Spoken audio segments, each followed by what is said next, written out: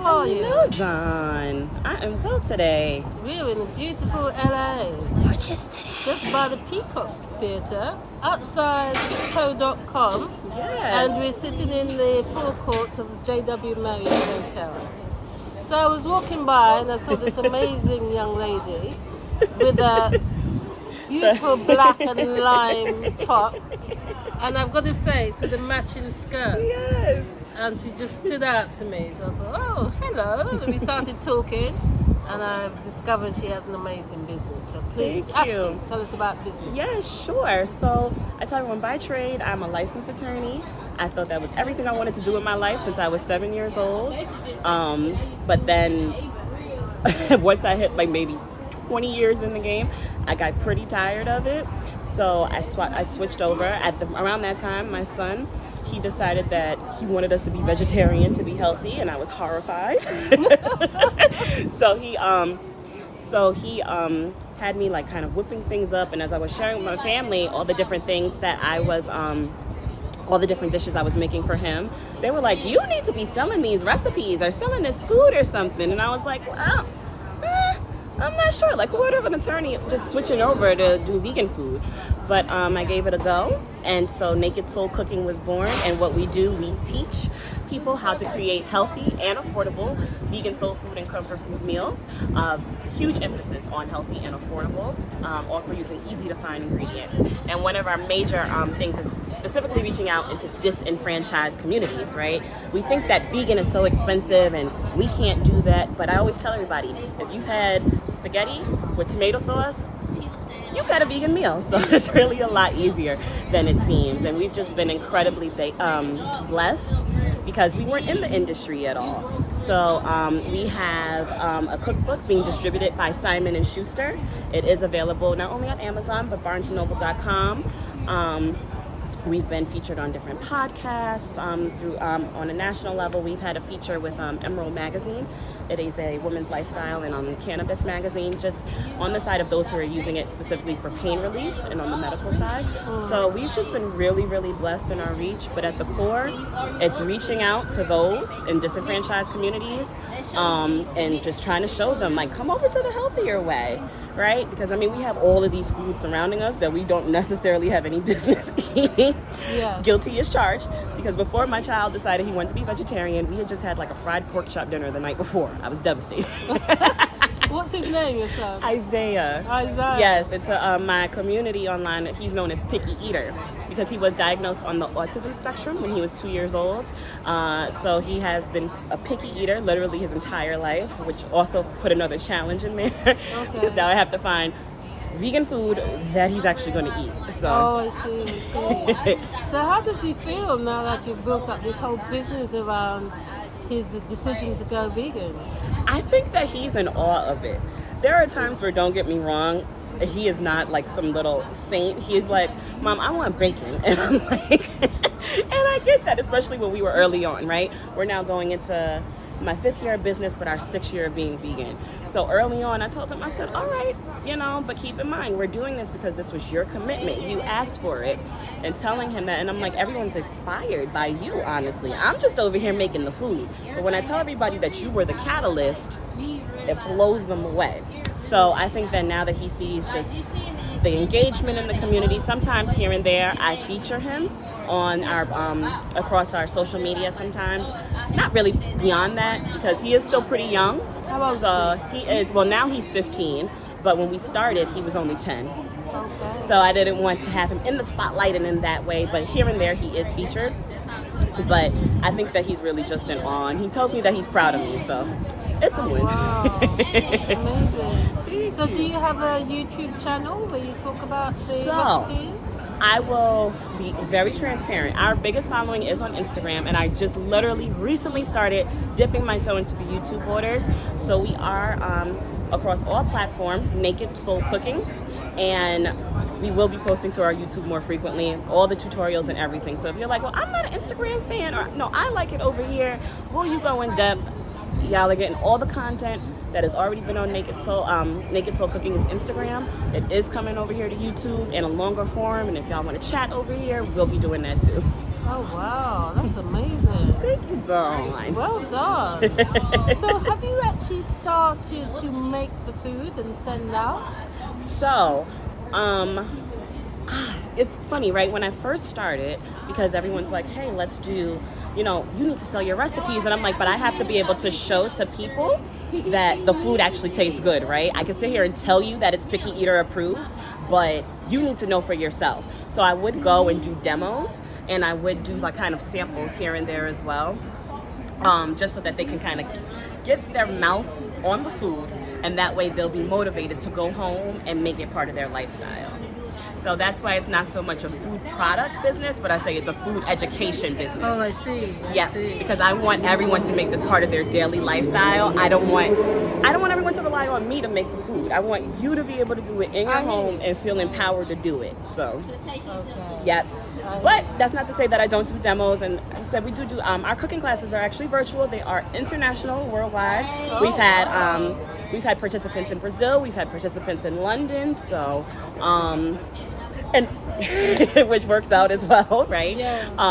So even though we are based out of New York City, we have worldwide reach, and I'm really grateful for that. Because all I really want to do is make sure that we positively impact as many people and families as possible. So you're from New York, I'm from London, and we've met in LA. Isn't that funny? I love it. So tell me, when you were an attorney, what area were you focusing on? You said, what am I? What area of law were you practicing?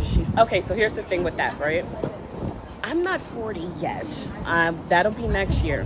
But I have been in the legal industry since I was 16. So I have, almost 20, right? I have almost 24 years of experience at this point. How did that happen? My birthday is later in the year. My first legal internship was with the Manhattan DA's office before my senior year of high school. So I started when I was 16. So I have done everything, right? Corporate, I've done criminal defense. What I really had my passion behind was entertainment law and intellectual property. But when my son was diagnosed, I found myself in the special education arena. So I'll say that definitely has my heart, first and foremost.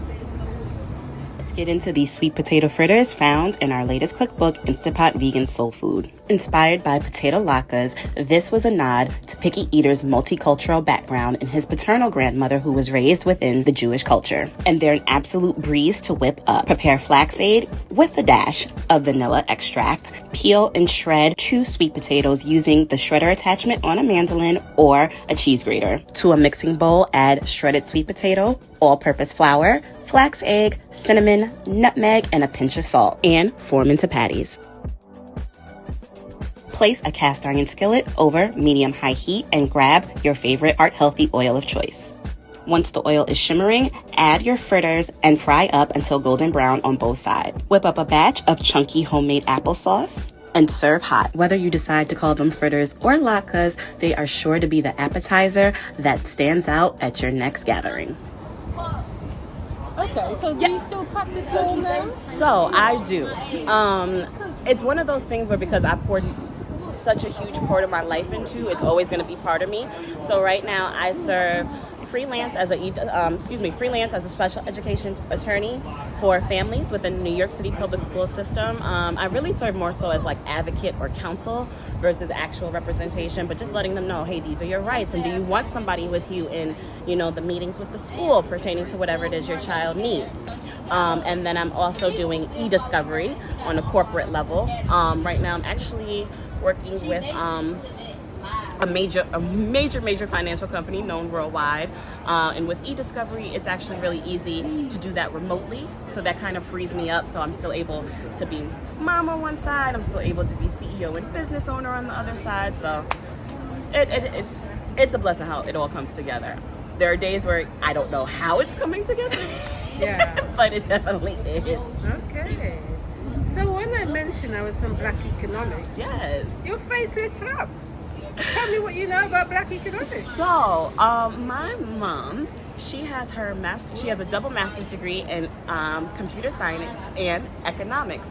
So my entire life, I've heard nothing about I mean, all I've ever heard about is just the importance of understanding the role Black people play, and not just Black Americans. It's all of us on a global level, the role we play in the economy on a local level, on a national level, and on an international level, and understanding where we have the disadvantage, but also understanding that as a group, we have all the leverage. It's just a matter of how we use it, it's a matter of how we manage it, and it's a matter of how comfortable we are with it. Because we do have a lot of money blocks, right?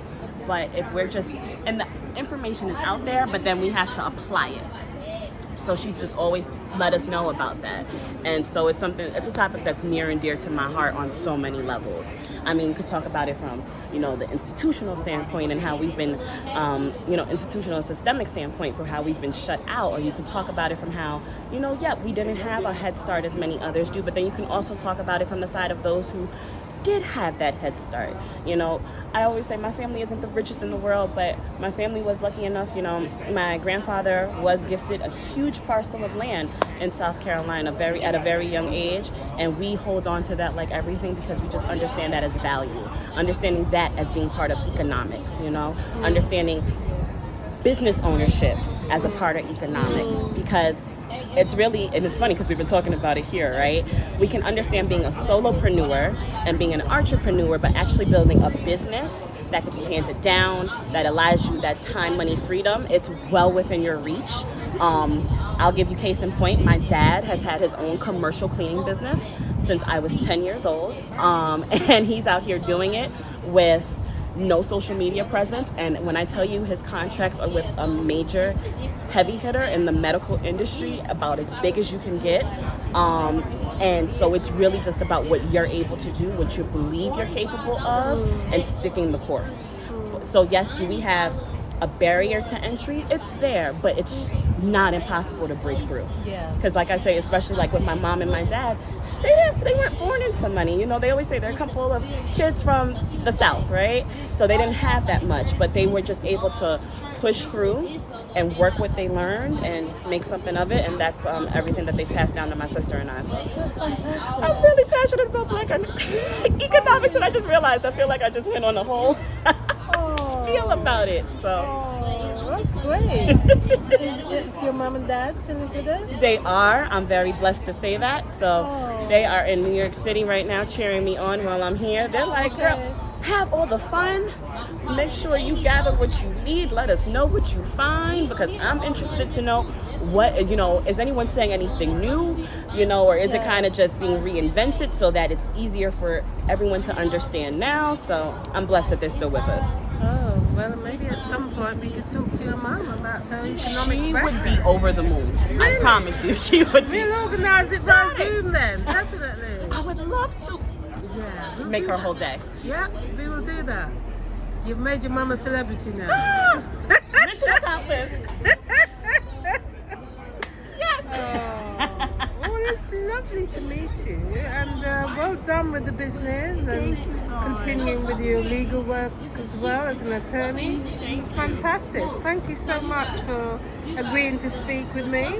It was a blessing. I mean, and I don't know if you're going to show anyone your outfit of the day either, but Dawn's being humble because she's in green as well. So I just think that we had no choice but to be drawn to each other today. Yeah, down but my to the green nails. is not as outstanding as her green, I've got to say. But down to the nails, I just want everyone to know Dawn is also doing fabulous in her green, so I'm honored that. Oh, thank you so much. Lovely to meet you, Ashlee. Same, Dawn. And I'm so eager just to stay in contact with you and the work that you're doing, because it's so important. Thank you. It's so crucial to just our community as a whole. So thank you. Thank you so much. Take care.